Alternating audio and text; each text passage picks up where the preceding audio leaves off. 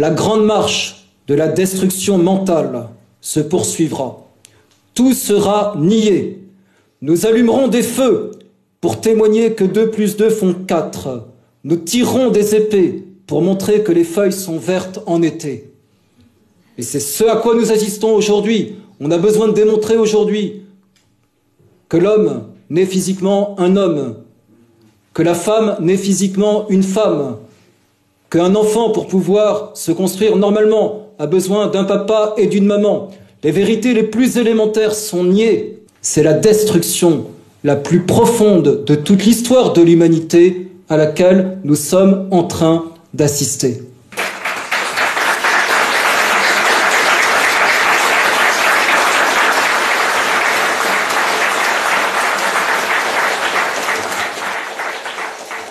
Voilà, chers amis, je voudrais d'abord présenter mes remerciements à Alexis, le responsable de la section Égalité-Réconciliation de la région parisienne, de m'avoir invité à prendre la parole aujourd'hui. C'était lors du festival d'Égalité-Réconciliation, le 15 août, où je célébrais la messe. Et c'est vraiment pour moi une joie de me trouver parmi vous et de savoir en plus que l'après-midi est bien organisé et qu'après cette conférence, j'aurai le temps de pouvoir échanger et de faire connaissance avec les uns et les autres. Certains visages me sont déjà bien connus, je les salue. Beaucoup, je ne les connais pas et c'est presque eux en priorité dont je souhaite faire connaissance parce que c'est important, je pense, que dans les idées qui sont les nôtres, que nous défendons, que nous nous connaissions les uns et les autres. J'ai répondu avec plaisir à Alexis, car je sais déjà par expérience les convergences fréquentes constatées sur le plan des idées avec de nombreux militants d'égalité-réconciliation. Et même s'ils n'ont pas la foi catholique, leur estime du catholicisme traditionnel, ainsi que l'invitation d'Alexis l'illustre, montre cette convergence. Autant donc qu'il est possible, je veux vraiment me tenir à la disposition après de tous et surtout de chacun. J'en profite pour dire, puisque au festival, c'était apprécié, que j'ai apporté pour ceux qui le souhaitent des chapelets et des médailles miraculeuses. Tout est béni et tout est gratuit.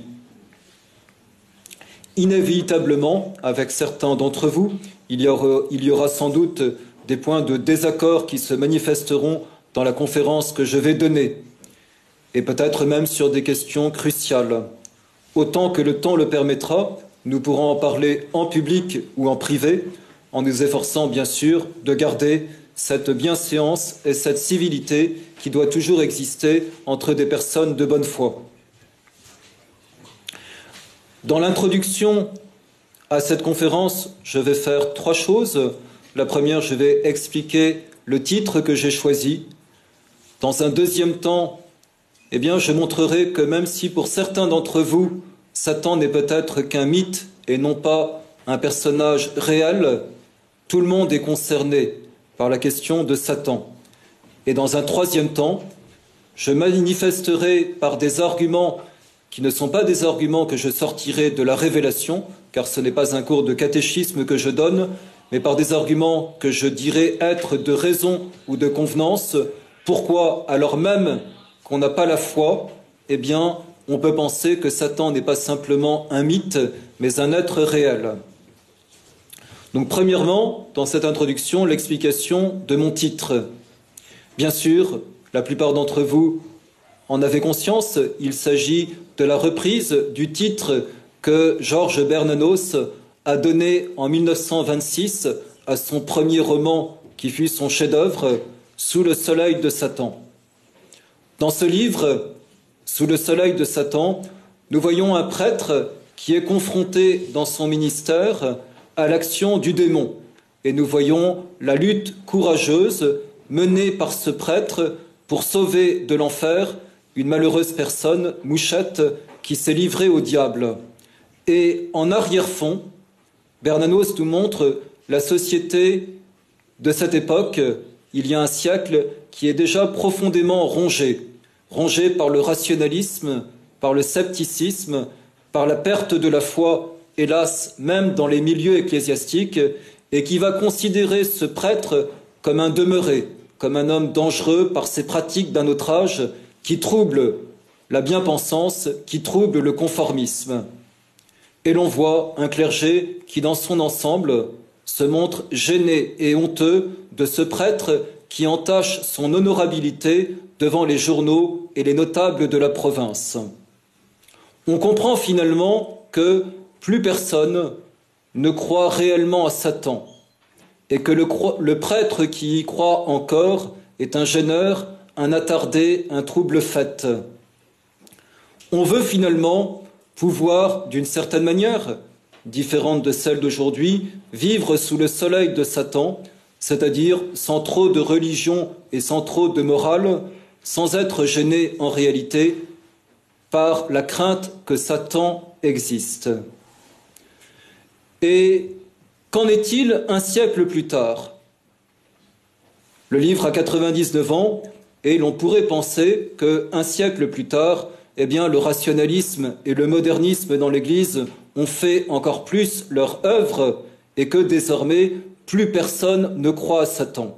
Et en réalité, il faut noter ce paradoxe que les choses se sont considérablement modifiées en un siècle et pas forcément dans le sens qu'on aurait pu penser. On aurait pu penser que bien plus qu'en 1926, la perte de la foi a continué son œuvre et que l'existence de Satan est vraiment reléguée à la préhistoire de l'esprit humain. Or, à bien des égards, ce n'est pas ce qui s'est passé. Aujourd'hui, au XXIe siècle, les esprits sont curieux de l'enfer et du diable, et même souvent inclinés à ne plus rire lorsqu'on en parle, à penser qu'ils existent peut-être. On a l'impression que la fameuse phrase de Baudelaire qui disait « La plus belle ruse du diable est de nous persuader qu'il n'existe pas » n'est plus vraiment d'actualité. Comme si, finalement, aujourd'hui, Satan pouvait de plus en plus impunément avancer à visage découvert. Cette évolution que je remarque sur un siècle est en réalité une évolution qui a ses sous-basements idéologiques beaucoup plus anciens. J'y reviendrai. Cependant, mes chers amis, peut-être que certains d'entre vous sont réservés, sont venus mais sont réservés à entendre un prêtre parler de Satan en pensant que la foi catholique, qui est la sienne évidemment, mais qui n'est pas la leur, va nécessairement orienter son propos. Il est vrai que, par exemple, vous ne vous en étonnerez pas, lorsque je parle de Satan, je n'utilise pas cette dénomination pour parler du mal de façon métaphorique, et que Satan ne serait à mes yeux qu'un mythe. Tout au contraire, quand je parle de Satan et d'une façon plus générale des anges déchus, je précise que je veux effectivement parler de créatures spirituelles très supérieures à l'homme dans leur constitution ontologique, car nullement immergées dans la matière. Et me référant à la Révélation, en particulier à l'Apocalypse 12.4, que le tiers d'entre les anges se sont révoltés contre Dieu et sont devenus ces êtres déchus et maléfiques au pouvoir de nuire que trop réel et particulièrement malfaisant. Mais, chers amis qui n'avaient pas la foi, eh bien, je veux maintenant vous montrer que, contrairement à ce que l'on pourrait penser, on peut trouver, et même on doit trouver, un intérêt à la présente conférence, alors même qu'on n'a pas la foi. Si on a la foi, évidemment, on comprend obligatoirement mieux ce que je vais dire. Mais si l'on n'a pas la foi et qu'on ne croit pas en l'existence personnelle de Satan et des anges déchus, on peut cependant parfaitement admettre l'idée suivante, que même si Satan n'existerait pas, la place qu'il a occupée et qu'il occupe encore dans l'esprit de milliards d'hommes qui nous ont précédés sur la terre ou qui y vivent encore, n'a pas pu avoir un immense retentissement dans le mode de vie de l'homme et dans l'histoire de l'humanité. De la même manière que lorsqu'on est au XXIe siècle et qu'on n'est ni baptisé ni croyant, mais qu'on vit en France et que l'on voit partout les cathédrales, les églises, les calvaires, ce serait bien illusoire de penser que l'on pourra comprendre l'histoire de ce pays sans connaître la religion qui l'a si profondément marqué.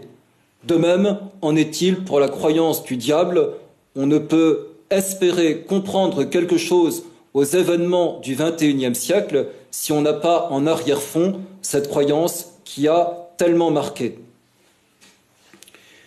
Troisième idée de cette introduction, qui sera un petit peu plus longue, eh bien, c'est le prêtre que je suis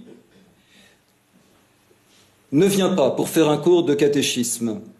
Le prêtre que je suis vient maintenant, en vous parlant du diable, vous montrer que, sans me référer à la révélation chrétienne, sans me référer, eh bien, je puis cependant vous proposer quelques motifs pour estimer qu'effectivement Satan existe et n'est pas simplement une métaphore pour parler du mal ou même un mythe. Et je vais vous proposer 4 raisons convergentes. On est dans le domaine de la raison, on est dans le domaine des convenances, 4 raisons convergentes pour penser qu'effectivement Satan pourrait bien ne pas être simplement une métaphore ou un mythe. Première raison, c'est ce qu'on appelle la raison tirée de l'harmonie de l'univers. On constate dans l'univers une graduation dans la perfection des êtres. On a les êtres, on a les minéraux, qui sont des êtres qui ne vivent pas.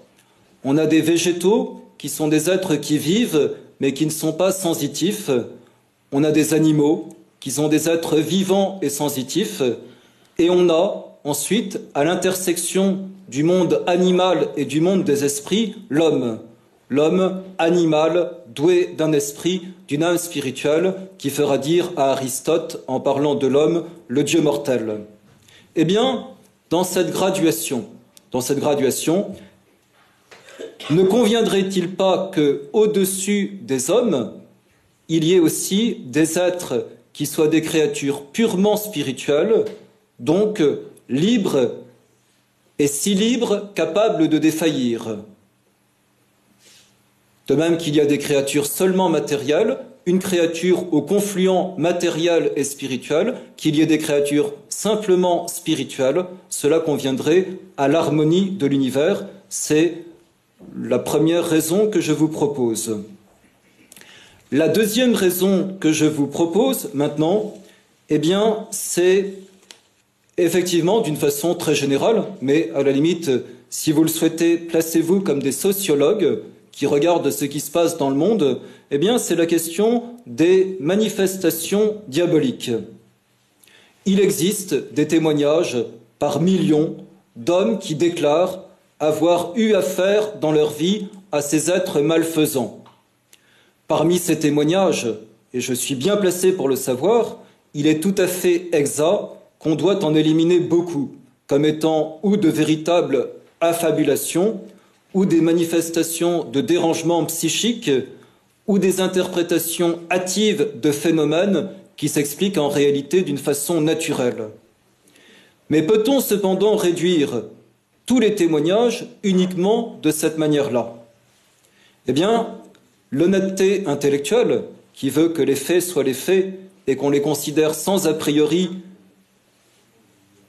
avec toute la rigueur scientifique, qui est au contraire requise et historique, eh bien, permet de montrer que parmi tous ceux qui ont fait part de témoignages, beaucoup sont des personnes équilibrées, des personnes fiables, des personnes véridiques, sans esprit de vouloir tromper, nullement sujets à des hallucinations et qui affirment sous le serment avoir eu affaire à ces esprits maléfiques, parfois disant les avoir vus, parfois disant avoir dû subir leur rage et même avoir été témoins de scènes, d'actes complètement impossibles à la puissance humaine. Au premier rang d'entre eux, je n'hésiterai pas à parler du témoignage de ces milliers d'hommes que sont les saints et les saintes de l'Église catholique, qui ne sont pas des menteurs, ou des prêtres qui sont désignés comme étant exorcistes et qui ont pratiqué les exorcismes et qui expriment ce qu'ils ont vu, ce qu'ils ont connu. Non loin de notre couvent de Morgon, il y a Ars, et pour ceux qui sont allés à Ars, ils savent qu'on ne peut pas douter de la vérité du Saint Curé d'Ars, de Saint Jean-Marie Vianney, et qui a eu affaire d'une façon impressionnante aux démons. Troisième motif, eh bien, c'est un motif, cette fois-ci, qui est tiré du constat que l'on fait dans toute l'histoire de l'humanité. C'est-à-dire que dans toute l'histoire de l'humanité, depuis les temps qui ont précédé la venue du Christ, dans toutes les civilisations, eh bien, on trouve cette croyance à l'existence de ces êtres spirituels et maléfiques qui existent. Esprits répandus dans le monde et qui cherchent à entraîner les hommes vers le mal. Eh bien, beaucoup de grands auteurs, je pense à Bonald, je pense à Joseph de Maistre par exemple, ont tiré argument en disant qu'une telle croyance universelle, aussi bien dans des civilisations antiques, aussi raffinées que celles de l'Égypte, que dans les tribus les plus barbares de la Nouvelle-Guinée, pourrait-elle exister sans aucun fondement dans l'homme? Peut-on croire que tous les hommes toujours se seraient trompés à ce point-là? Et même, j'y reviendrai au cours de cet exposé, dans notre époque qui se veut si rationnelle, rationaliste, émancipée, agnostique, athée, comment ne pas reconnaître que la croyance en l'existence de ces êtres malfaisants est en réalité répandue dans toutes les classes de la société et même, ainsi que je le disais un petit peu au départ, n'a jamais été présente qu'aujourd'hui, soit, je serai rapide pour le dire, soit dans les sectes sataniques qui fleurissent sur la terre, soit dans la littérature, soit dans la musique, et en particulier dans le rock'n'roll, soit chez les hommes politiques, soit dans la maçonnerie, ou soit encore chez ceux des prêtres catholiques qui demeurent catholiques aujourd'hui, qui sont catholiques non pas simplement par le nom, mais aussi par la foi. Premièrement, dans les sectes sataniques, je passerai assez rapidement, elles fleurissent sur la terre. Nous voyons les grands prêtres et les grandes prêtresses sataniques qui ont pilier sur rue, qui tiennent des temples, voilà. Et nous voyons ceux qu'on appelle aujourd'hui les élites mondiales, eh bien, qui ne sont pas les dernières à se mettre en contact avec ces sectes sataniques. Je voudrais également citer dans la littérature la place que tient Satan encore au XXe siècle, ou au XIXe siècle.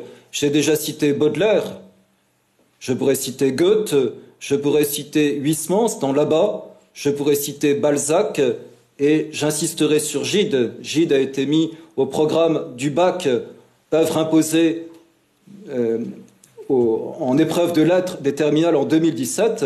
Eh bien, Gide, voilà ce qu'il dit comme mot de conclusion dans l'œuvre qui est étudiée, qui s'appelle Les Faux monnayeurs. De même que le royaume de Dieu, l'enfer est au-dedans de nous. Et je sens en moi, certains jours, un tel envahissement du mal qu'il me semble déjà que le mauvais prince y procède d'un établissement de l'enfer. Voilà l'œuvre imposée au terminal. Mes chers amis, je dirais tant de catégories de la société, tant de présence dans les lettres, tant de présence partout, tout ça est-il finalement rien du tout? Eh bien, je dirais,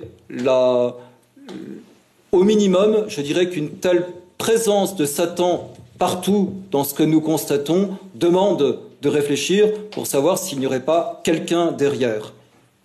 Je voudrais citer aussi, parce que c'est particulièrement flagrant, le rock'n'roll.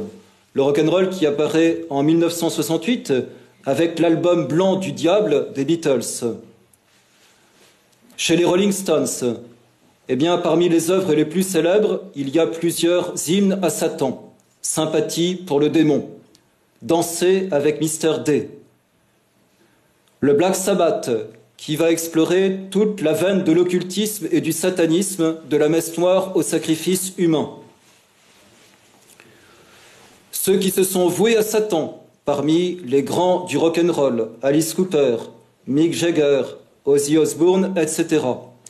L'utilisation des messages subliminaux, qui sont très souvent sataniques, j'en cite quelques-uns, chez les Beatles, « Excite-moi sexuellement, homme mort, ô Jésus ».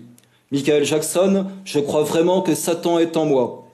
Satan, manifeste-toi par l'intermédiaire de nos voix. Ou bien des messages en clair, Kiss, « Je fus élevé par un démon, préparé à régner comme celui qui est.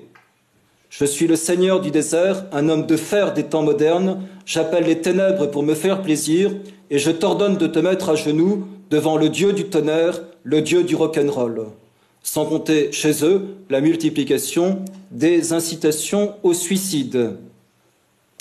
Voilà donc quelques exemples qui montrent de nouveau que ce n'est pas simplement dans les sociétés antiques qu'on croyait aux démons et qu'on appelait aux démons, mais qu'on le voit encore aujourd'hui. Et comme je vous l'ai dit, je parle plus en sociologue, voilà, qui constate à quel point Satan est présent dans les arts ou dans ce qui veut être les arts de notre époque actuelle. Je ne parle pas maintenant de la franc-maçonnerie parce que j'aurai l'occasion d'en parler par après, mais je définis déjà la maçonnerie comme étant la synagogue de Satan. Enfin, je voudrais terminer un petit peu ces arguments de raison, ces arguments de convenance par rapport à la question de l'existence du diable par un quatrième motif qu'on trouve chez un certain nombre d'auteurs. Et ces auteurs disent que l'étendue du mal, la profondeur du mal, la vision surtout d'une sorte de plan du mal élaboré et qui existe depuis si longtemps à travers les siècles, laisse penser que l'homme, aussi mauvais qu'il puisse être, n'est pas capable de produire d'une façon aussi systématique et aussi ordonnée, si l'on peut dire, le mal comme nous le voyons dans l'histoire des siècles.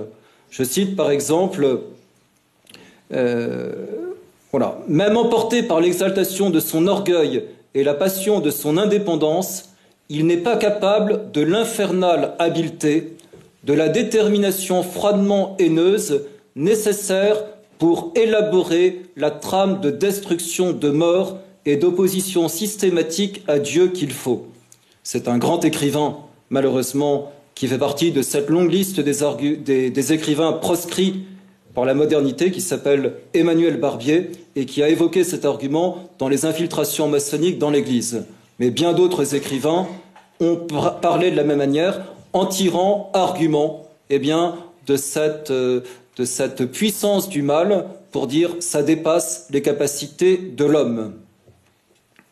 Voilà. Je termine maintenant cette introduction pour vous proposer le plan de cette conférence. Le plan de cette conférence, c'est justement de manifester d'une certaine manière comment nous en sommes arrivés à la situation que nous voyons aujourd'hui autour de nous au XXIe siècle. Comment on en est là? Pour l'expliquer, je voudrais remonter, non pas tout à fait au déluge, mais remonter au début du XIVe siècle. Car je pense que, bien sûr, on peut remonter plus haut, mais qu'une racine très importante de l'explication de ce que nous voyons intervient à ce moment-là avec ce que j'appellerais l'ébranlement métaphysique. Et l'ébranlement métaphysique, c'est forcément un ébranlement religieux. Mais permettez-moi de souligner dans cette présentation de mon plan la question de la théologie politique, et j'y reviendrai aussi avec une phrase de Donoso Cortés prononcée le 30 juin 1850 dans un discours prononcé sur la situation de l'Europe et qui dit devant la Chambre des députés en Espagne, émerveillée par la profondeur de son discours, l'affirmation politique n'est que la conséquence de l'affirmation religieuse. Pour comprendre le visage politique d'une époque, il faut remonter aux sources religieuses de cette époque, et c'est vraiment là qu'on le comprend. C'est une petite introduction à la théologie politique que je suis en train de faire ici. Donc premièrement, la racine de l'explication du monde contemporain s'enracine dans la destruction de la métaphysique au début du XIVe siècle. Ce sera ma première partie. Deuxièmement, l'hyperclasse mondialiste qui nous gouverne aujourd'hui, eh bien, se trouve à la conclusion de cette espèce de dégradation des idées, et cette hyperclasse mondialiste se trouve acquise directement ou indirectement au satanisme. Et troisième partie, le signe du satanisme, c'est celui de l'inversion. Ce sera ma troisième partie. Donc première partie, elle va d'abord m'amener à définir la métaphysique, qui n'est pas du tout une notion floue. La métaphysique, c'est quelque chose de précis, et il est important d'avoir une petite notion de ce que c'est. Dans un deuxième temps, eh bien, je dirais pourquoi la métaphysique a été ébranlée au début du XIVe siècle et les conséquences de cet ébranlement. Et dans un troisième temps de cette première partie, eh bien, j'aborderai déjà la question de la théologie politique. Premièrement, qu'est-ce que c'est que la métaphysique? La métaphysique, c'est une science et une sagesse. On dit que c'est la science de l'être en tant qu'être, c'est-à-dire l'étude par les causes les plus profondes de toute chose en tant qu'elle réalise pleinement ou par participation la perfection d'être et les propriétés qui en découlent nécessairement et qui sont les perfections pures. Cette science, eh bien, elle va s'intéresser donc à l'être en tant qu'être. Et s'intéressant à l'être en tant qu'être, elle va chercher à définir ce qu'est l'être et quelles sont les propriétés de l'être. Et les propriétés de l'être, c'est que l'être, eh bien, l'être est exprimé par le bien, est exprimé par le vrai, est exprimé par le beau, qu'il y a une sorte de conversion qui est possible entre l'être, le bien, le vrai, le beau, comme il y a aussi une conversion qui est possible entre le mal, le faux et le laid. Voilà. Et comme nous nous trouvons, mes chers amis, eh bien, aux notions les plus élémentaires, les plus profondes, qu'est-ce que c'est que l'être? Qu'est-ce que c'est que le vrai? Qu'est-ce que c'est que la vérité? Qu'est-ce que c'est que le bien? Vous vous rendez bien compte que si on commence à se tromper par rapport à ces notions absolument fondamentales, les conséquences vont être incalculables dans tous les domaines.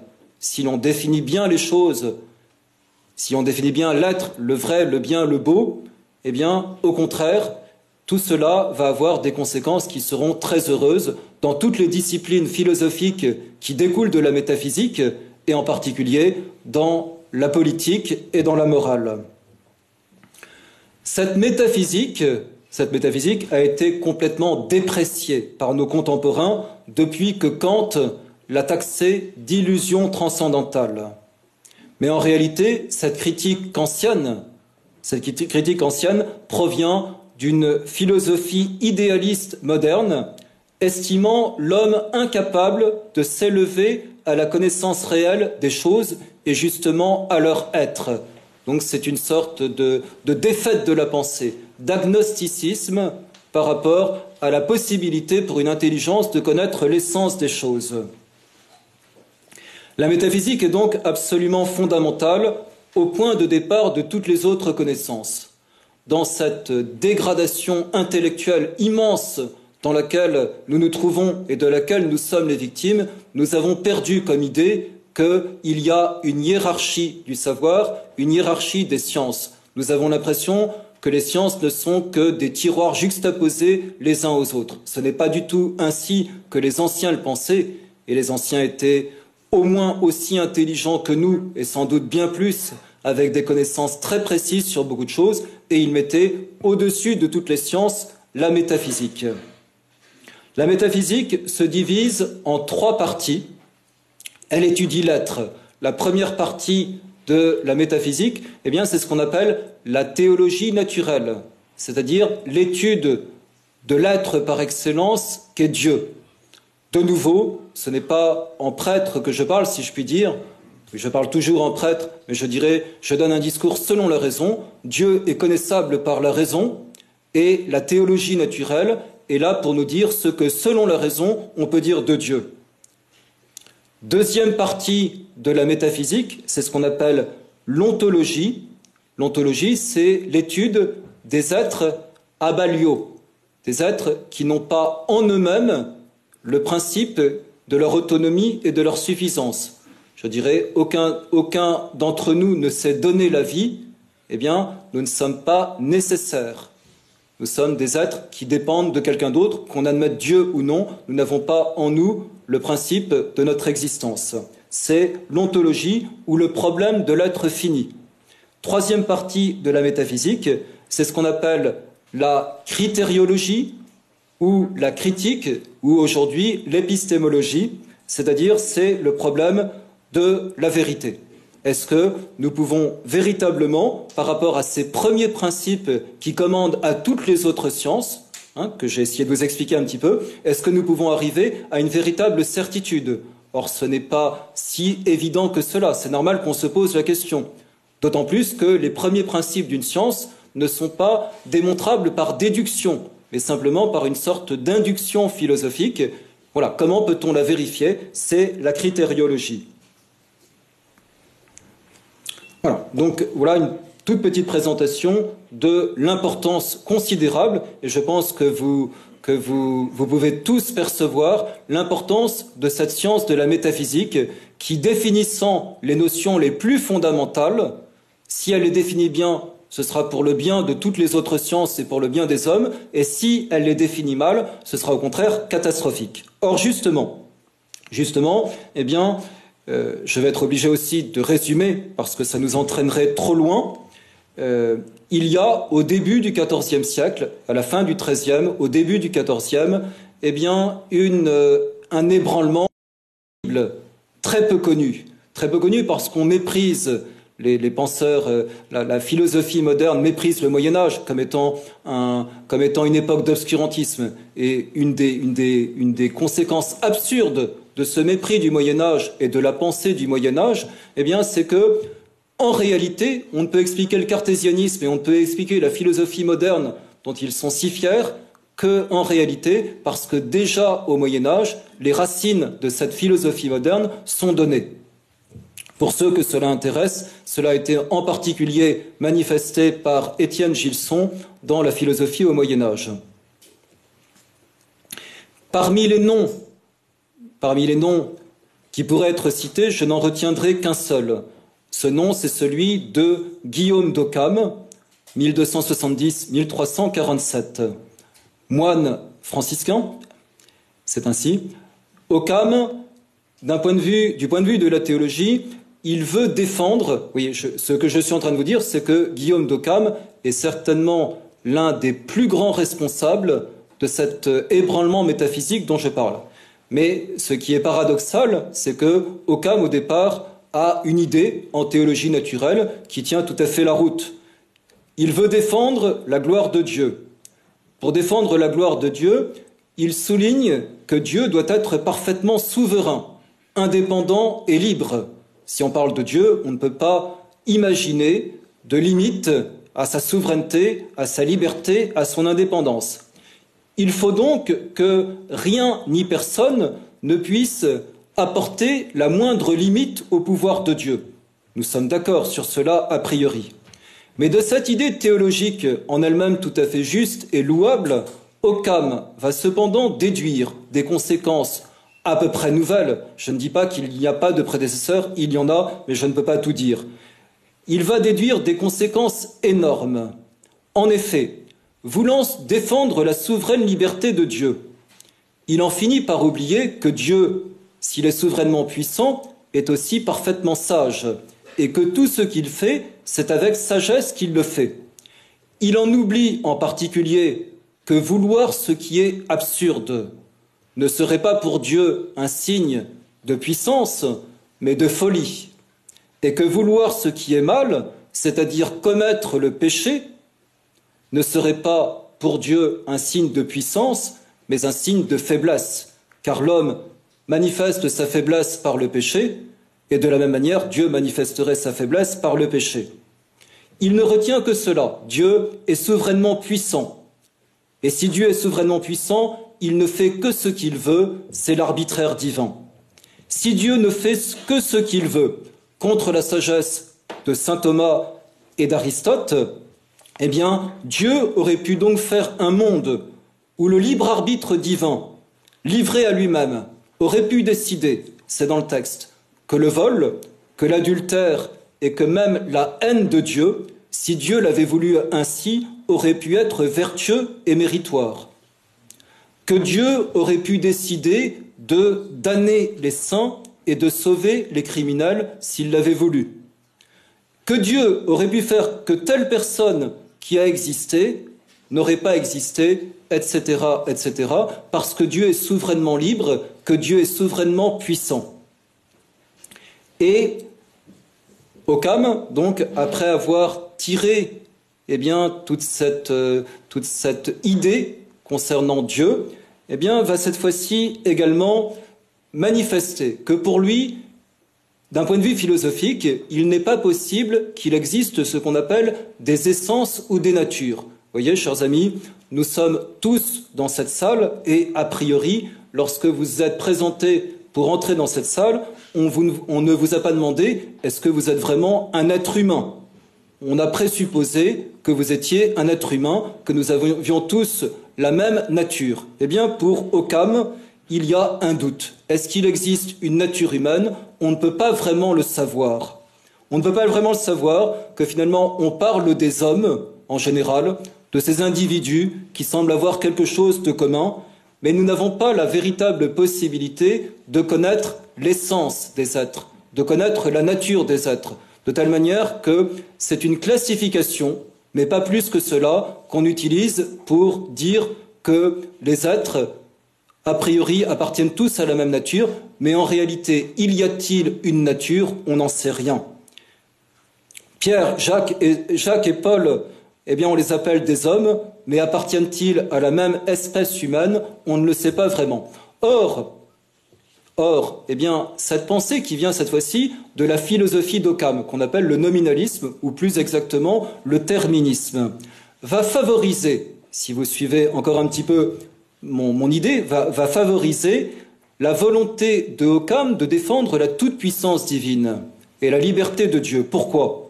Parce que si les natures n'existent pas, si les essences n'existent pas, Dieu, dans ces cas-là, est libre de faire tout ce qu'il veut dans la génération des êtres, sans pour autant s'obliger à ce que naisse, par exemple, de l'homme et de la femme, un être qui serait humain. Tout est soumis à l'arbitraire divin. Dieu fait ce qu'il veut et nous n'avons qu'à nous soumettre et à l'adorer sans chercher à rien comprendre, parce qu'il n'y a rien à comprendre. C'est la volonté divine, et cette volonté divine est telle que l'homme n'a rien, par sa raison, à chercher à comprendre. Conséquence de ces idées occamiennes.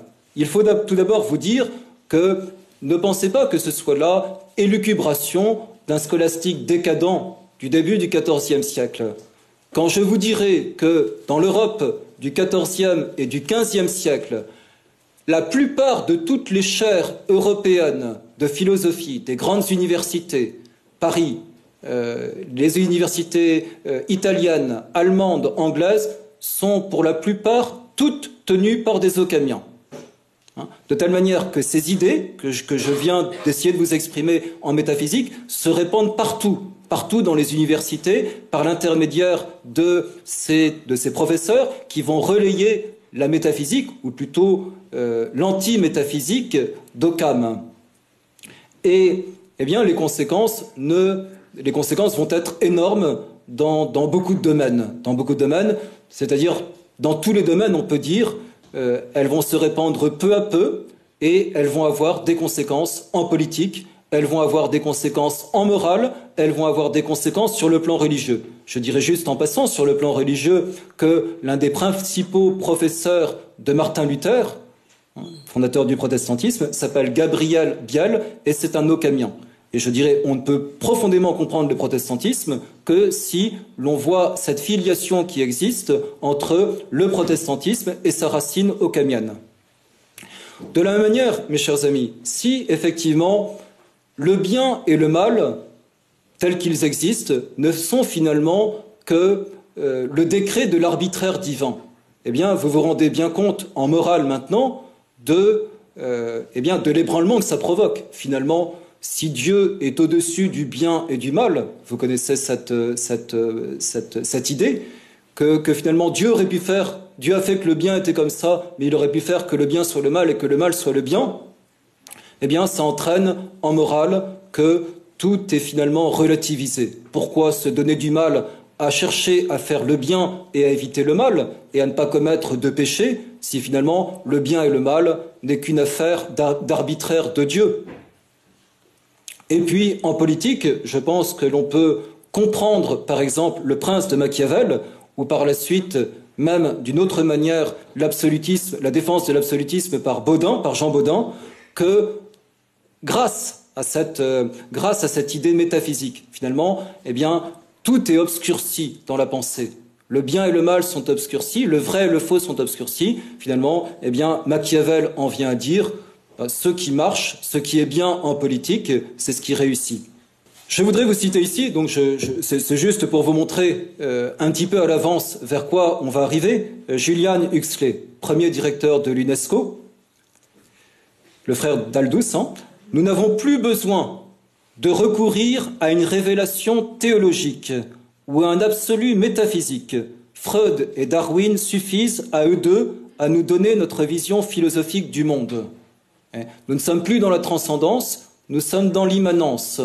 Nous n'avons plus une loi divine sur laquelle nous nous référons et qui rend légitimes les lois humaines.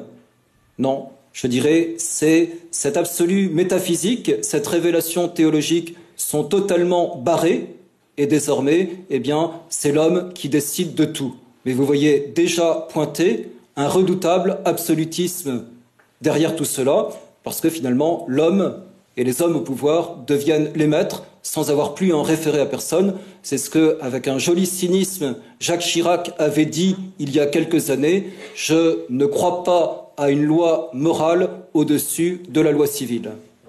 Alors, j'avance un petit peu, mais je reste pour l'instant sur cette question de la métaphysique, parce que tout est là d'une certaine manière, et tout s'explique à partir de là. Si l'on dit que Dieu est au-dessus du bien et du mal, ce que l'on dit plus ou moins en tirant les conséquences de ce que dit Occam, on peut sembler vouloir exalter Dieu en le mettant au-dessus de tout et en le plaçant même au-dessus du bien et du mal. Mais je voudrais démonter ce sophisme. Derrière cette apparente marque de respect se dissimule en réalité une nouvelle idée gravissime à propos de Dieu, et qui est que Dieu ne s'identifie plus au bien puisqu'il est au-dessus de lui. Et puisque la fin de l'homme est d'aller vers Dieu, mais que Dieu ne correspond plus au bien, la morale de l'homme ne peut plus être de chercher à correspondre au vrai bien objectif, puisque Dieu n'est plus le bien. Ou encore, puisque la fin de l'homme est d'aller vers Dieu, mais que Dieu n'est plus l'irréductible opposé du mal, la morale de l'homme ne peut plus être de chercher à éviter le véritable mal objectif qui n'existe pas. Or, comme il y a cette identité transcendantale entre le bien et le vrai, et d'une certaine manière le beau, ce que l'on dit à propos du bien et du faux doit l'être également à propos du bien et du mal, doit l'être également à propos du vrai et du faux, du bien et du laid. On voit donc comme ce que l'on a affirmé de Dieu, fin nécessaire de l'homme, ne peut manquer de se répercuter sur la vie des hommes, leurs pensées et leurs comportements. Il y a relativisation et ébranlement du principe de non-contradiction et des premiers principes de la morale et de la politique. Et l'on ne peut manquer de voir que la contestation métaphysique du début du XIVe siècle profite, à n'en pas douter, à l'inflation du mal, puisque précisément le mal n'est plus détesté par Dieu.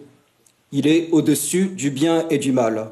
On voit aussi par ailleurs que l'agnosticisme réputant l'impossibilité de savoir si les natures, si les essences existent, place l'homme dans une telle ignorance sur ce qu'il est, qu'il peut rêver désormais d'être n'importe quoi. Si les natures n'existent plus, l'homme peut rêver d'être n'importe quoi. On ne peut manquer de constater alors la ressemblance entre cette chape de confusion qui descend sur les esprits et l'orgueil qui en résulte avec le rêve luciférien de devenir semblable à Dieu. Car finalement, on retrouve d'une façon frappante une marque qui nous est donnée par la révélation, mais que je cite ici parce qu'elle est frappante. De même que Lucifer, nous dit l'Apocalypse, se révolte contre Dieu pour s'émanciper de Dieu et être comme Dieu, premièrement, de même que le serpent dans le jardin d'Éden, au début de la Bible, dit à Ève et à Adam pour les rassurer, vous ne mourrez pas et vous deviendrez semblables à Dieu, c'est la même idée. Eh bien, troisième idée, à partir du moment où les natures n'existent pas, eh bien, le rêve prométhéen peut se produire et l'homme peut devenir tout ce qu'il veut devenir. J'en arrive maintenant à la notion de théologie politique que je voudrais placer ici. Et pour l'instant, je vous ai dit que la métaphysique en général, quand elle est obscurcie et ébranlée, déformée, eh bien, a un immense retentissement sur les sociétés. Maintenant, dans la métaphysique, je vous ai dit qu'il y avait trois sciences, et parmi ces trois sciences, il y a la théologie et l'ontologie. Et je voudrais vous montrer un petit peu plus sur la théologie et sur l'ontologie ce que Cortés disait, et je le cite ici parce qu'il a une énorme importance en théologie politique, ce que Carl Schmitt a dit également. Eh bien, la théologie politique, elle donne des lumières qu'aucune autre science ne peut donner sur la politique, parce que les concepts politiques sont en réalité consécutifs aux concepts métaphysiques et aux concepts théologiques. Bien sûr, je ne veux pas réduire toute la politique, et ce n'est pas du tout mon propos, je ne veux pas réduire la politique à la théologie politique. Autre la géopolitique, autre la science politique, autre la philosophie politique, autre la théologie politique. Autre la géopolitique, qui reste surtout descriptive des forces en présence, des pouvoirs des États, des rapports de force, etc. Autre la science politique, qui est la partie pratique de la politique et qui va être la détermination de la mise en œuvre des moyens par les chefs politiques pour atteindre le bien commun temporel. On l'a perdu de vue, mais c'est normalement ce qu'ils devraient faire. Autre la philosophie politique, qui est la partie spéculative de la science politique et qui va étudier par exemple les grands régimes politiques, la monarchie, l'aristocratie, la démocratie, leurs avantages comparés, comment ils se corrompent, et voilà. Et autre enfin la théologie politique, qui est la conséquence de l'idée religieuse qu'a une époque sur la société et sur la politique. Et sur la théologie politique, je vous dirais juste en passant, j'ai cité Cortés et j'ai cité Schmitt, donc je pourrais citer aussi le Hongrois Thomas Molnar et quelques autres, mais je pense que c'est une science capitale et malheureusement peu connue, et on gagnerait énormément en luminosité sur ce qui se passe à une époque donnée si on se donnait le mal de remonter un petit peu aux principes religieux qui éclairent une époque. Alors, je vais vous donner quelques exemples très rapides pour vous montrer comment ça éclaire. Le premier exemple que je vais prendre, c'est le judaïsme antéchristique, c'est-à-dire le judaïsme avant que notre Seigneur Jésus-Christ ne vienne sur cette terre. Il est caractérisé par son monothéisme dans un univers polythéiste. Il est caractérisé par la conviction de son élection divine et il est caractérisé par la vérité de sa foi et l'attente d'un Messie. Des témoignages même païens de l'époque, romains de l'époque, disent « ce peuple est le plus religieux de la terre ». Et en même temps, il est menacé par l'orgueil, peuple élu, il supporte les adversités les plus terribles en raison de son espérance messianique, mais en même temps, eh bien, si le Messie ne survient pas, que va devenir ce peuple? Deuxièmement, je dirais, toutes ces déterminations religieuses, je dirais, expliquent l'existence du peuple juif avant notre Seigneur Jésus-Christ.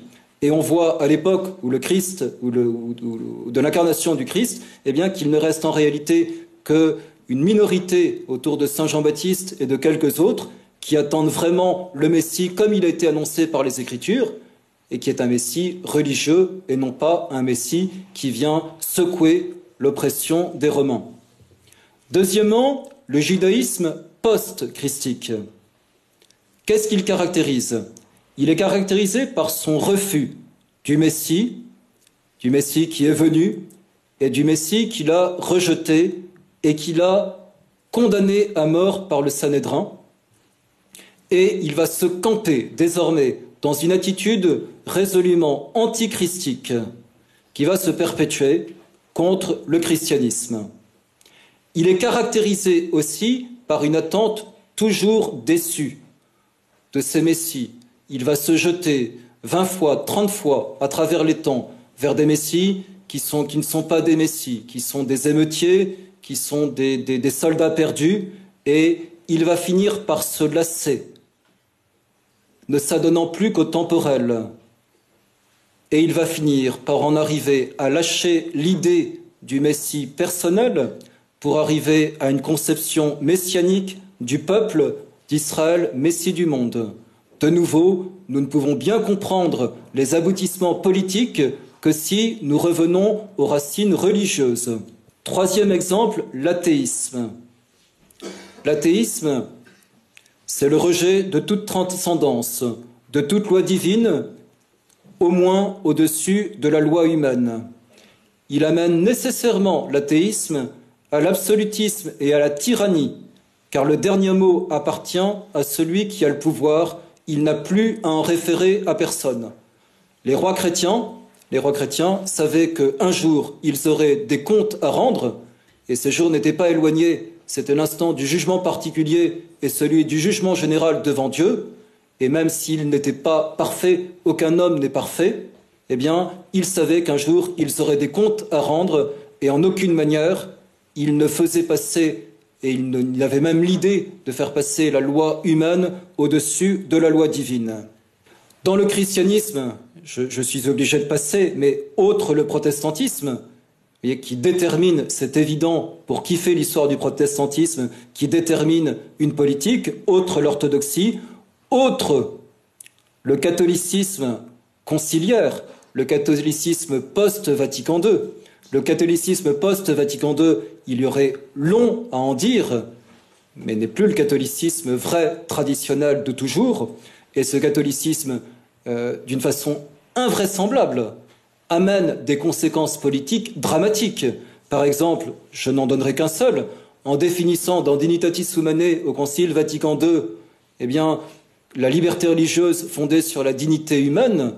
Cela entraîne comme conséquence que désormais, il ne peut plus y avoir, pour Vatican II, de nations catholiques qui considèrent le catholicisme comme religion d'État, de telle manière que le Vatican conciliaire, Paul VI, se tourne vers le général Franco, par exemple en Espagne, où le catholicisme était encore religion d'État, et en lui disant de supprimer le catholicisme comme religion d'État. De même en Colombie, de même dans l'État du Valais en Suisse, etc. Donc de nouveau, ce sont des exemples que je donne. On ne comprend bien une situation politique que si l'on se donne le mal de remonter aux racines métaphysiques et aux racines religieuses. Les véritables explications, ça n'est pas étonnant, sont à ce niveau-là. Je dirais, sur cette question de la théologie politique, il y aurait de quoi faire des dizaines de conférences, et je pense qu'ils sont vraiment, qui je pense, vaudraient vraiment la peine d'être faites, tellement, eh bien, on a de lumière qui est donnée sur l'histoire et sur la politique actuelle. Mais il faut que j'avance, et je voudrais maintenant parler de ce à quoi on débouche au XXIe siècle. C'est-à-dire d'une hyperclasse acquise à Satan directement ou indirectement. Vous connaissez mieux ces choses, peut-être que celles que j'ai dites auparavant, je passerai un petit peu plus vite pour ne pas être trop long. Eh bien, les sociétés modernes sont fondées sur un renversement, sur une révolution, sur un retournement, une subversion, un processus politique qui survient à la fin du XVIIIe siècle, mais qui en réalité est le fruit de cette longue sape des esprits dans laquelle le début du XIVe siècle joue un rôle fondamental. Le symbole intellectuel de ce changement est le remplacement des deux tables mosaïques, des deux tables des commandements de Dieu, par les deux tables des droits de l'homme. C'est-à-dire que désormais, le point de référence n'est plus les commandements de Dieu auxquels l'homme se soumet, et à la place, ce sont les droits de l'homme. C'est une révolution immense. Et le symbole charnel de cette révolution, c'est la décapitation du roi Louis XVI. C'est la nécessité que le sang du père du peuple coule. L'enterrement du monde ancien est suivi par la naissance du monde nouveau. Monde dont on doit comprendre qu'il n'est pas simplement sans Dieu, mais qu'il est en réalité comme une nouvelle Babel révoltée contre lui. Bien sûr, parmi les révolutionnaires, les hommes politiques, depuis la Révolution, certains se disent athées, me direz-vous, autant qu'il est possible d'être vraiment athée. Mais on ne doit pas penser ici, parce qu'il y a des athées, parce qu'il y a des agnostiques, que le monde nouveau qui émerge sera seulement un monde sans Dieu. Non, dans la réalité, c'est un monde qui s'est dressé contre Dieu. Pour quel motif profond? Eh bien parce que si Dieu existe, Dieu avait constitué un ordre dans lequel les hommes devaient s'insérer. C'est ainsi que les hommes pensaient, en général, jusqu'à la Révolution.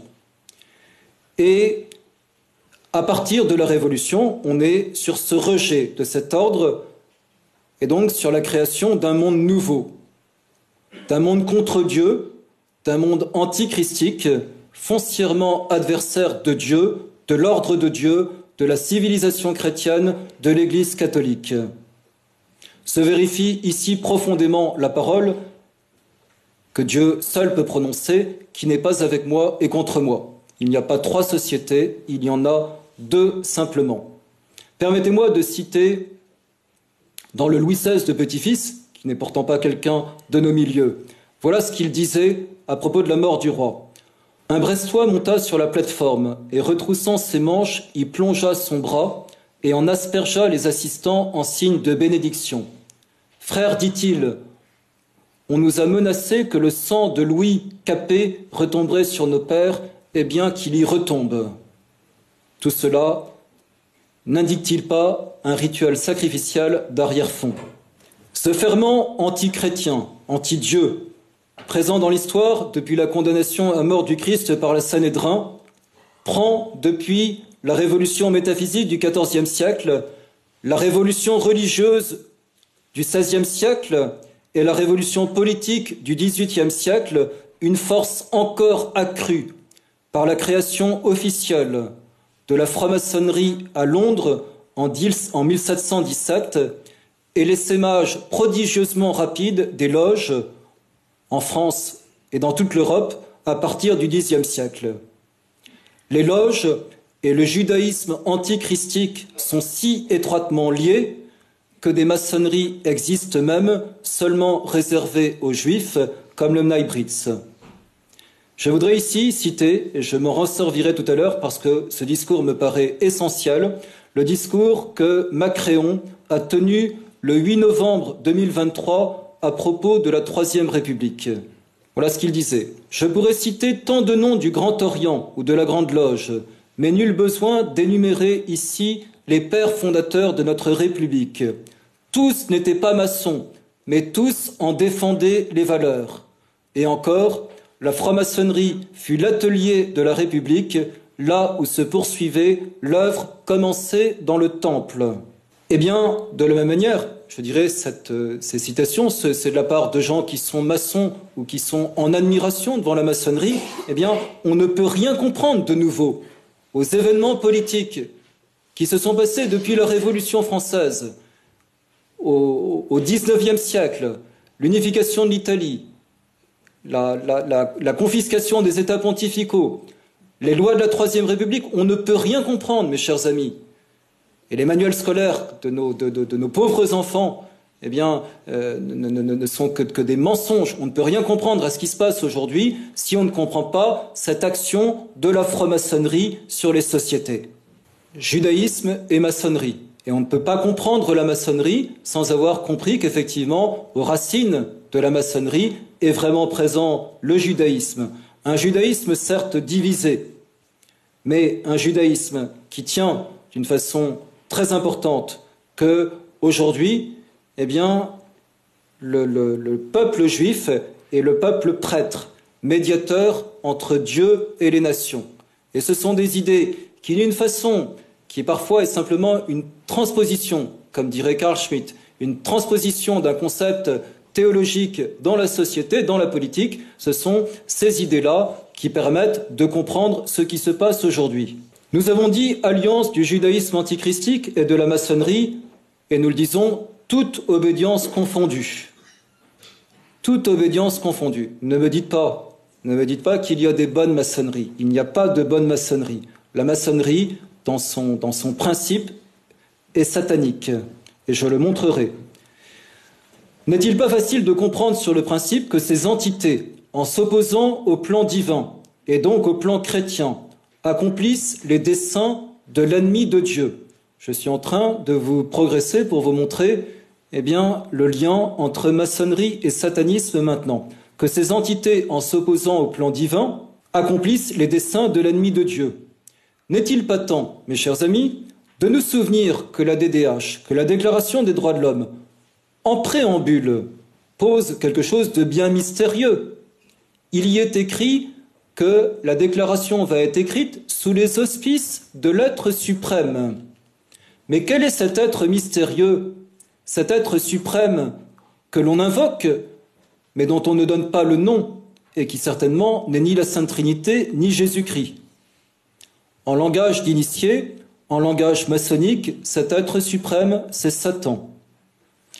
Mon affirmation, déjà démontrée dans son principe, se trouve corroborée par d'innombrables aveux et déclarations des frères Trois Points. Je vous renvoie aux ouvrages d'Epiphanius, de Pierre Hillard, de Léon de Poncin ou de Georges Virbeau en ce qui concerne les infiltrations maçonniques dans l'Église, qui l'ont dit ou écrit. Nous pourrions, sans difficulté, multiplier les citations manifestant la haine antichrétienne de la maçonnerie et sa revendication d'être l'Église de Satan. S'il est vrai que l'on pourrait peut-être me montrer des déclarations de neutralité et de laïcité, voire même de bienveillance envers le christianisme, je dirais, ne nous laissons pas leurrer.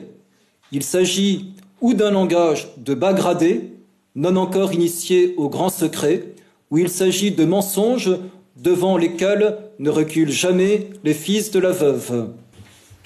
À cet instant, je voudrais citer quelqu'un qui est récent, qui est le ministre Vincent Peillon. Je donne son nom officiel.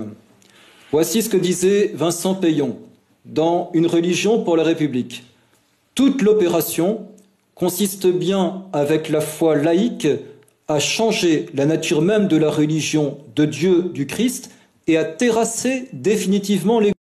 Une religion pour la République, page 277 aux éditions du Seuil. Et encore, il faut donc à la fois déraciner l'empreinte catholique qui ne s'accommode pas de la République et trouver en dehors des formes religieuses traditionnelles une religion de substitution qui arrive à inscrire jusque dans les mœurs, les cœurs, la chair, les valeurs et l'esprit républicain, sans lesquels les institutions républicaines sont des corps sans âme qui se préparent à tous les dévoiements.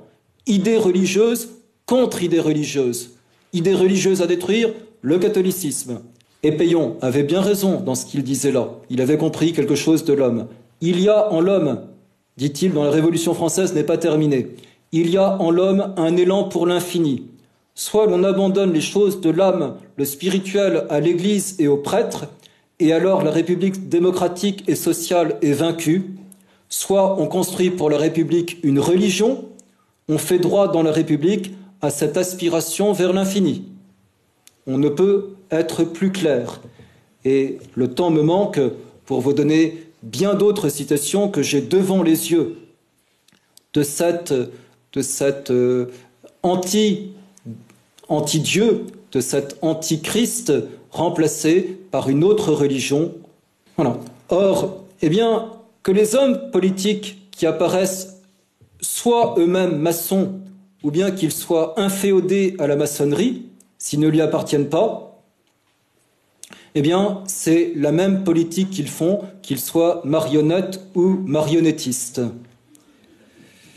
Je me contenterai de vous rappeler ici, et je vous incite à le lire et à le relire, parce que je pense que depuis le début des républiques, jamais un président n'a été aussi explicite que le 8 novembre 2023, que Macron, c'est un lapsus. Voilà. Que pour le 250e anniversaire de l'appellation du Grand Orient, je l'appelle plutôt Macréon, c'est, je pense, le discours jamais prononcé par un président en France, l'aveu le plus explicite de l'essence maçonnique de la République. Écoutez-le. La franc-maçonnerie donna à la République ses premières forces vives.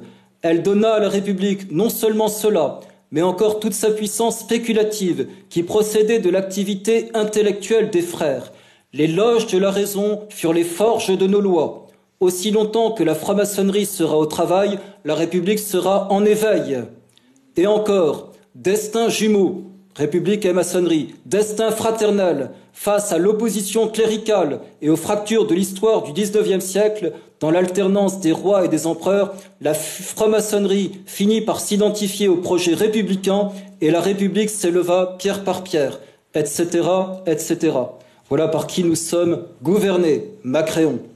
Si l'on considère maintenant le projet universaliste du XXe siècle, celui qui a donné naissance à l'ONU, il est bon de rappeler, j'élargis au-delà de la France, j'élargis en disant qu'il est bon de rappeler qu'il s'origine dans la personne de Léon Bourgeois, qui, en 1896, devint président du Conseil de ce qu'on appela, le mot n'est pas des mois, le gouvernement des loges, tant la franc-maçonnerie occupait tous les postes.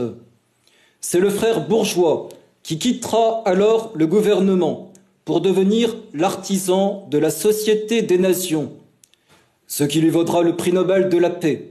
Voilà donc dans l'œuf le projet maçonnique de la SDN qui laissera ensuite la place à l'ONU qui n'en est que la continuatrice. Et voilà comment Gustave Naquet, que vous connaissez, franc-maçon, voilà ce qu'il dit. Sur les décombres des patries nivelées se fondera la République des États-Unis, de la civilisation dont la France ne sera qu'un canton, de sorte que 2000 ans après l'infructueux essai du Christ pour réaliser la paix universelle, l'avènement définitif du Messie humanité marquera le triomphe de l'ancien rêve judaïque. Ce n'est pas moi qui le dis.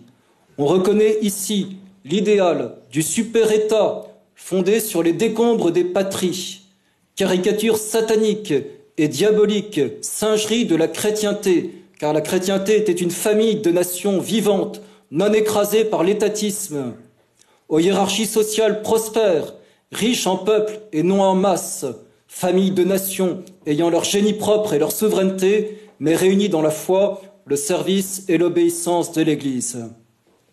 Oui, mes chers amis, je voudrais citer ici l'archevêque d'Aix-en-Provence, pas l'actuel. Nous ne sommes pas en République, dit-il, nous sommes en maçonnerie. Monseigneur Goude-Soulard avait bien raison. Franc-maçonnerie, synagogue de Satan. Si l'on peut aisément démontrer que la franc-maçonnerie règne comme maîtresse sur le monde contemporain, il ne reste alors qu'à confirmer ce dont nous avons déjà parlé. La franc-maçonnerie est l'église de Satan sur la terre. C'est ainsi qu'elle est dénoncée par les papes depuis Clément XII, premier pape à avoir condamné la franc-maçonnerie en 1735. En dépit du double langage exotérique du franc-maçon, de la pratique du mensonge officiellement utilisée même à l'égard des adeptes des premiers grades, du culte du secret, les textes ne manquent pas qui reconnaissent Satan comme le maître et le dieu des loges. On a des paroles d'Albert Pic dans Morale en Dogma, de Louis-Claude de Saint-Martin, de rituels maçonniques, de l'Antoine qui sont explicites, je pourrais longtemps citer. Mais on a aussi par ailleurs la connaissance des rituels maçonniques portés au public et qui trahissent cette religion du diable.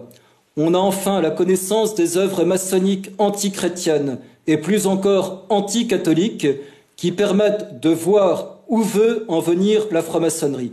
On peut les résumer par cette parole du franc-maçon Albert Pic, qui était 33e degré, grand commandeur du rite écossais aux États-Unis. Quand Louis XVI fut exécuté, la moitié du travail était faite. Et donc, à partir de ce moment, l'armée du Temple devait diriger tous ses efforts contre la papauté. Et vous savez, comme malheureusement, ils y sont parvenus au Concile Vatican II. Franc-maçonnerie qui domine et qui est donc d'inspiration luciférienne. Je cite le bulletin de la Grande Loge de France du 1er avril 1933. Il faut oser penser, oser croire, oser affirmer que ce qui nous unit en maçonnerie est une religion intégrale, totale, universelle, et que celle-ci doit être bien au-dessus de toute quelconque religion. Le satanisme peut être distillé en des dizaines de nuances et de distinctions, je ne peux pas rentrer dedans, qui peuvent s'appeler gnose, kabbale, néopaganisme, magie, alchimie, occultisme, rosicrucianisme, ésotérisme, etc. Ne nous y trompons pas, à travers toutes ces nuances, l'inspiration est toujours la même, l'inspirateur toujours le même. Il s'agit d'entrer dans le nouvel âge, dans leur jargon, de passer de l'ère du poisson ou ère chrétienne à l'ère du Verseau, qui est celle de Lucifer. Bien sûr, les plans sont parfois masqués pour ne pas effrayer, mais ils ne sont pas toujours masqués. On vous met en avant une société où l'on vous dit que les hommes deviendront Dieu. Il n'y a plus de nature, tout est possible. Divinisation de l'homme qui se réalisera non plus par la grâce du Christ, mais par la transmutation indéfinie de l'homme. Un autre nom de ce nouvel âge est le Great Reset de Klaus Schwab. Remise à zéro, il faut oser le dire. Pour un homme, pour qui se prend-il? Remise à zéro de l'humanité, décrétée par le président du Forum économique mondial. Cette remise à zéro, métaphore tirée de l'informatique, exprime toujours la même ambition prométhéenne de pouvoir remodeler, ou plutôt reformater l'homme et les sociétés. Il ne s'agit plus que l'homme respecte un ordre qui lui vient de Dieu et y soumette son existence, mais qu'il soit entièrement, lui et les sociétés auxquelles il appartient, recréés selon une conception nouvelle. Je terminerai cette deuxième partie en citant Isaïe 5,20, « Malheur à ceux qui appellent le mal bien et le bien mal, qui font des ténèbres la lumière et de la lumière les ténèbres, qui font ce qui est doux amer et ce qui est amer doux. » Je termine par cette troisième partie, sous le signe de l'inversion. Même à grande ligne, vous voyez bien, je suis déjà trop long, nous ne pouvions pas tenter ici l'histoire des idées du XIVe siècle jusqu'à nos jours. Disons la puissance de la pensée occamiste dans la chair des philosophes de l'Europe du XIVe et du XVe, disons le recul qui marque la philosophie politique dans des œuvres aussi variées que celles de Machiavel, de Hobbes ou surtout de Rousseau. Disons le renversement des fondations de la civilisation chrétienne et de l'ordre naturel, lui-même qui marque la Révolution française, signifiée par le remplacement des tables de la loi mosaïque par les droits de l'homme, les commandements de Dieu par les droits de l'homme. C'est un révolté contre le christianisme, C'est une révolte contre le christianisme et contre tout l'ordre même des lois naturelles posées par Dieu dans sa création. On pourrait superficiellement penser que la Révolution française marque l'avènement de l'homme qui s'est émancipé de Dieu, de la religion et du surnaturel, que d'ailleurs c'est désormais l'athéisme qui va prévaloir. Cependant, je vous l'ai montré, ce n'est pas cela dont il s'agit. C'est la mise en place d'une autre religion, et nous savons de quelle religion, de la religion du diable à laquelle nous assistons. Or, mes chers amis, une religion, c'est toujours un dogme, une morale, une liturgie. Et je terminerai là-dessus. Un dogme, oui, un dogme, c'est-à-dire que c'est Satan qui règne. Je vous disais au départ comment expliquer cette espèce de contradiction par rapport à la phrase de Baudelaire, que le diable aujourd'hui semble ne plus se cacher, que le diable est de plus en plus présent, que la familiarité avec le diable, j'ai donné ces exemples dans le rock'n'roll, mais je dirais, nous ne sommes pas très loin de cette fête, soi-disant fête d'Halloween. Si nous allons à Plisson, nous avons le festival de l'enfer, et nous voyons partout cette familiarité, jusqu'à Macréon qui nous parle de la bête qui va venir, de l'avènement de la bête. Nous voyons partout cette espèce de familiarité avec le diable. Le diable, a été dédiabolisé. Le diable est devenu quelqu'un de fréquentable, quelqu'un qui pourrait bien avoir une place de plus en plus importante aujourd'hui. Le diable n'a plus besoin de se cacher. Inversion. Inversion, c'est-à-dire que à la place de Dieu, c'est effectivement Satan. Satan, donc le luciférianisme, l'adoration luciférienne, c'est le dogme principal qui est mis en place. Et ce dogme, implique aussi un autre dogme qui est la négation du péché original. Dieu, l'homme est bon, c'est Rousseau qui l'a dit. L'explication du mal, c'est que la société le corrompt. Partout où c'était la vie et toutes les lois étaient faites pour la vie auparavant, aujourd'hui, toutes ces lois sont faites pour la mort. Depuis la conception jusqu'à la fin de la vie.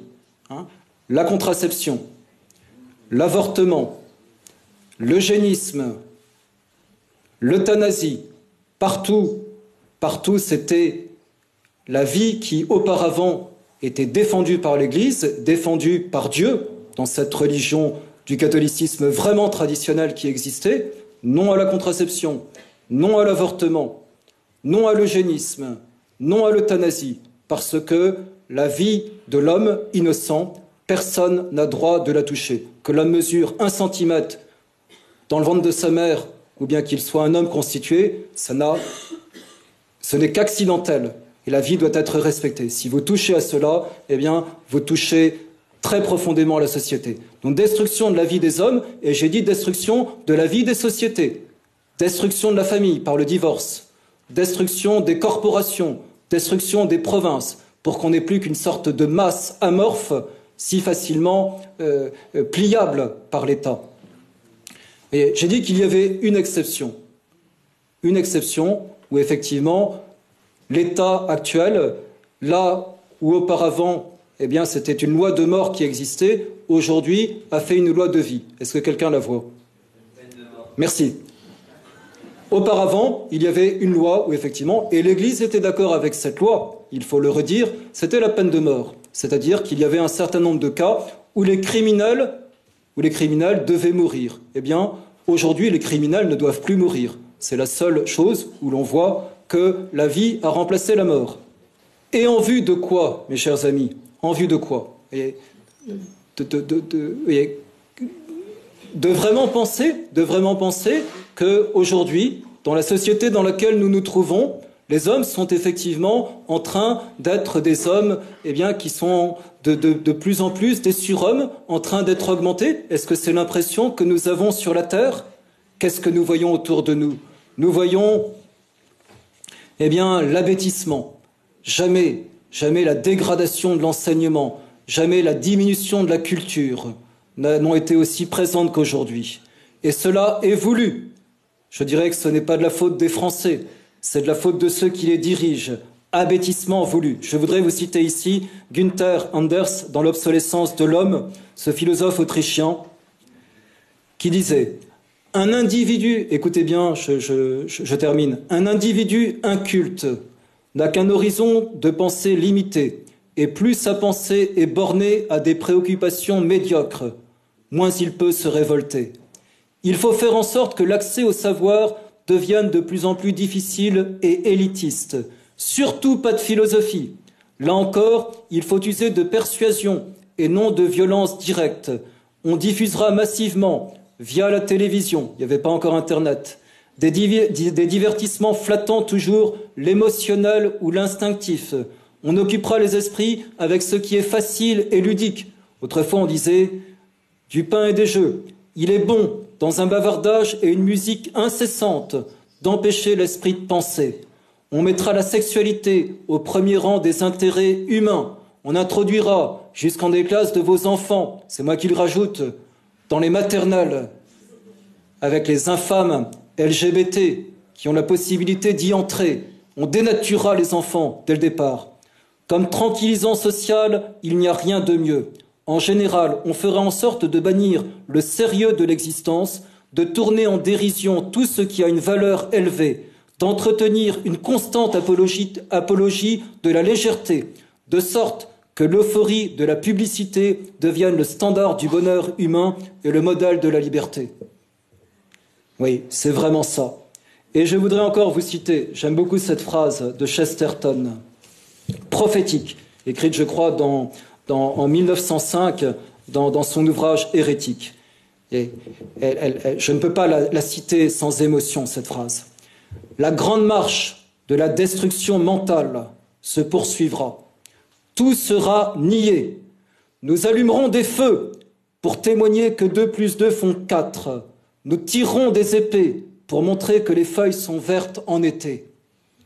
Et c'est ce à quoi nous assistons aujourd'hui. On a besoin de démontrer aujourd'hui que l'homme naît physiquement un homme, que la femme naît physiquement une femme, qu'un enfant, pour pouvoir se construire normalement, a besoin d'un papa et d'une maman. Les vérités les plus élémentaires sont niées. C'est la destruction la plus profonde de toute l'histoire de l'humanité à laquelle nous sommes en train d'assister. Mes chers amis,